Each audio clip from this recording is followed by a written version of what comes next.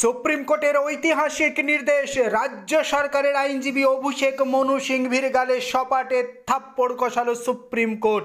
আজ বিকেল 4:15-র মধ্যে শেখ শাহজাহানকে সিবিআইয়ের হাতে তুলে দিতে হবে কলকাতা পুলিশকে। বুধবার সুপ্রিম কোর্ট জানিয়ে দিল শাহজাহানকে সিবিআইয়ের হাতে তুলে দিতেই হবে। কলকাতা হাইকোর্টের ডিভিশন বেঞ্চের রায় বহাল রাখলো শীর্ষ আদালত। সন্দেশখালী কাণ্ডে মঙ্গলবার সুপ্রিম কোর্টের দ্বারস্থ হয়েছিল রাজ্য সরকার, কিন্তু বুধবার বিচারপতি সঞ্জীব খান্নার বেঞ্চ জানিয়ে দেয় তৃণমূল নেতাকে সিবিআইয়ের হাতে হস্তান্তর করতেই হবে। এদিকে ওই দিন শেখ শাহজাহানকে হস্তান্তরে রাজ্য সরকারের অসহযোগিতার বিষয়টি তুলে ধরে কলকাতা হাইকোর্টে আবেদন করে।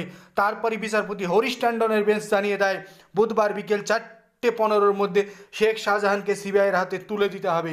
সন্দেশখালী কাণ্ডে মঙ্গলবার দুপুরে সিবিআই তদন্তের নির্দেশ দিয়েছিল কলকাতা হাইকোর্টের প্রধান বিচারপতির ডিভিশন বেঞ্চ। মঙ্গলবার বিকেল 4:30-র মধ্যে ধৃত শেখ শাহজাহানকে সিবিআইয়ের হাতে তুলে দিতে হবে বলে নির্দেশ দেয় আদালত। খারিজ করে দেওয়া হয় রাজ্য পুলিশের যাবতীয় আবেদন। শেখ শাহজাহানকে শেষমেশ সিবিআই তার হেফাজতে পাচ্ছে। আজ বিকেল 4:15-র মধ্যে শেখ শাহজাহানকে সোজা সিবিআইয়ের হাতে তুলে দিতে হবে রাজ্য সরকারকে। সন্ধ্যা 7টার মধ্যে ভবানী ভবন থেকে রিপোর্টও পাঠাতে হবে। এই মুহূর্তের সবচেয়ে বড় খবর, শেখ শাহজাহানকে এবার হাতে পাচ্ছে, বাগে পাচ্ছে সিবিআই। কোনোভাবেই আটকাতে পারল না রাজ্য পুলিশের রাজ্য সরকার।